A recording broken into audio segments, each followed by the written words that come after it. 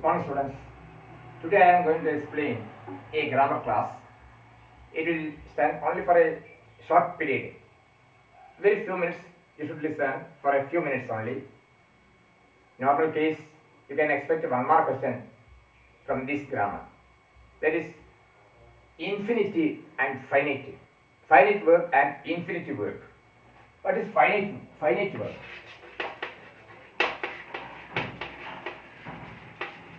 Finite verb and infinitive verb.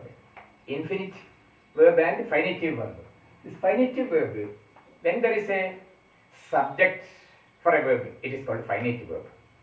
When there is a subject for a verb, it is called finite verb. It stands alone. It is independent.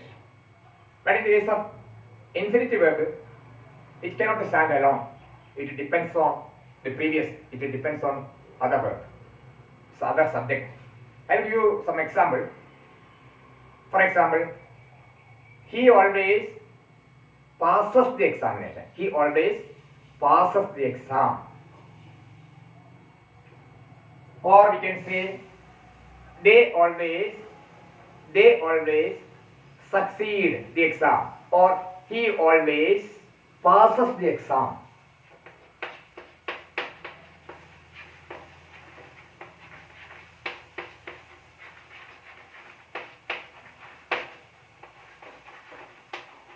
Here you can see he always passes the exam. Passes the exam. This passes is followed by the subject he. There is a specific subject. Either there will be a subject, specific subject, or a specific number. It is called as finite verb. Finite verb. The same we can change it to infinitive verb. He likes to pass the exam. He likes.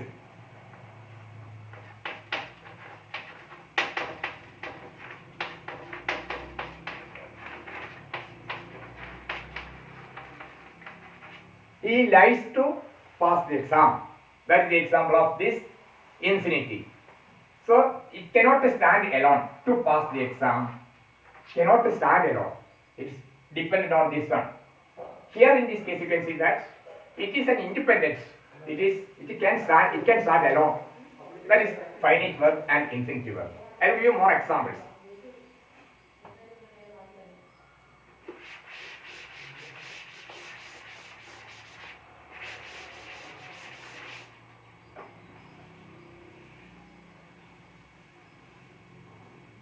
He wants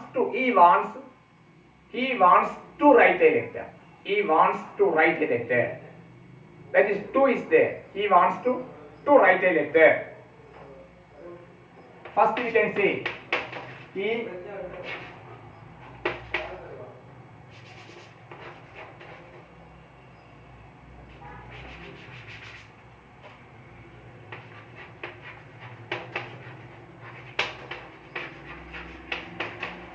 he writes a letter. That is finite verb. He writes.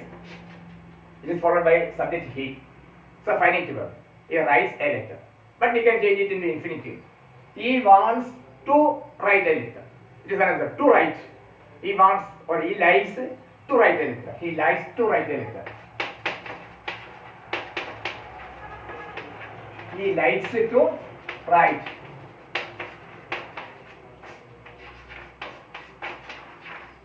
He likes to write a letter. She likes film. She likes film. We can say that she likes to see film. She likes to see film. So this only, you should understand only one thing. In normal case we can say to, with infinitive.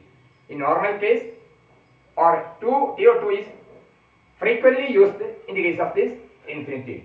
In normal case or in ordinary case, or we can say that to is frequently used in the case of this infinitive. It cannot stand alone. It cannot stand alone. But in the case of this finite verb, it is independent and it can stand alone. For example, he writes a letter. It is independent. It is independent clause and it can stand alone. Some more example I will give you.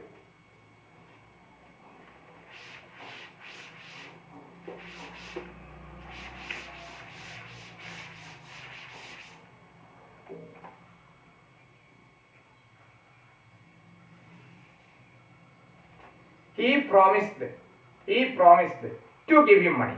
He promised to give him money. That means to give him money. He promised to give him money. So there is to give him money cannot stand alone. He decided to go there. She decided to come here. She decided to come. You can, if you are, she decided. That is, decided is followed by subject he. It is an independent clause. But he decided to come here.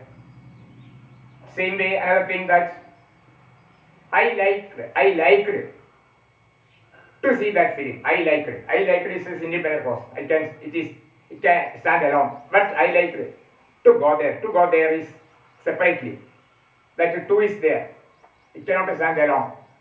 So we are saying that it is the feature of infinitive. Then we can say that there are many uses for this infinitive. But in your coming exam, only you will get changed into the infinitive. You write the sentence by using infinitive. Only that question you can expect in the coming exam. Anyway, I will give you some more examples. I will give you a few examples again. For example, one of the main functions of this infinitive one is called this. It acts as a subject of a verb. Sometimes this infinitive acts like a subject of a verb. For example, to find a mistake is easy. To find a fault is easy. To find fault. It acts in that case that to is acting like a subject. To find a mistake is very easy. To find a mistake is very easy. To find a fault is very easy. To study well is very easy or difficult, we can say. To study well is very difficult or to study well is very easy. That also you can see. Here that to is acting like a subject. So that is one use you can see.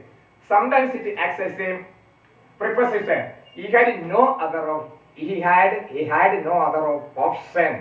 He had no other choice except to obey. He had no other option except to obey. That except to obey. It acts like a preposition. He had no other choice except to decide. That to is. You can see that it acts like a preposition to obey. That is also the function of this infinitive. Next we can say that he had no other option or he had no other choice except to obey, that I told you. Next example. The boys are anxious to learn. The boys are anxious to learn.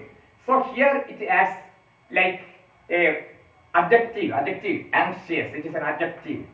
Here this preposition or this infinitive is used or it is used like an adjective. So this is also another type of that infinitive. That means he is very eager, he is very anxious, he is very anxious to hear. That anxious to hear. So it acts like a preposition. That's also another example. Next example, he wants to go there. I told you he wants to go there. That to is to go there cannot stand independently. He wants to go there. To go there cannot stand independently. Next one is that what, had, when, where, etc. What, when, where, etc. At that time also we can say it as a conjunctive, a connecting link. I don't know where to go. I don't know what to study. I don't know what to study. I don't know where to go. That's it as like a conjunctive. Then I don't know how to read. I don't know how to read. She feels difficulty how to read. So how to read. So in that cases it acts like a conjunctive. Like as a conjunctive. Next, I wonder how to do it. I wonder how to do it. To do. So in that case it acts like a conjunctive or connecting link. This infinitive. So firstly again I am saying that in this finite verb and infinitive verb. Finite verb is a verb when there is a subject separately. It can stand alone or independently. It can stand alone or independently. But in the case of infinitive verb, it cannot stand alone. For example, he always passes the exam. Passes the examination. That is a infinitive verb. Because here passes is followed by a subject he or they always pass the examination. That pass is followed by a subject they. He always passes the examination. So we can say that here in the case of infinitive verb, it is followed by a subject. There is a specific subject or there is a specific number. But in the case of this infinitive, he likes to pass the exam. He likes to pass the examination. That is, to pass cannot stand alone. It is dependent on the other one. That is the difference between the two. I like to go there. I like to go there. I like can stand separately, but to go there cannot stand separately. The same way I told you, sometimes it has like a conjunctive. I told you that what, then how, when, where. I don't know where to go. I don't know what to do. I don't know what to do. So in that case, it acts like a conjunctive. That is due to is acting like a conjunctive. What, where, how, where, etc. What, how, where, etc. That time it acts like a conjunctive. Sometimes it acts like a adjective. He is very anxious to hear. He is very anxious to hear that song. He is very anxious to hear that incident. That's anxious. It is a conjunctive. I mean adjective, not conjunctive. Adjective. Then next one is that he called to see. He called to see my brother. Here it has like a purpose.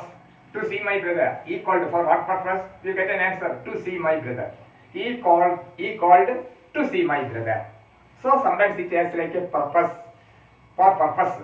The other one, it has like an adjective. Or sometimes it will act like a preposition also. Sometimes it will act as a noun. For example, to find mistake is very easy.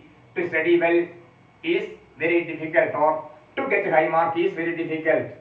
To get a high mark is very difficult. So only I am stopping now because it will get only 1 mark. Very simple grammar. You don't forget to write the examination. Thank you very much.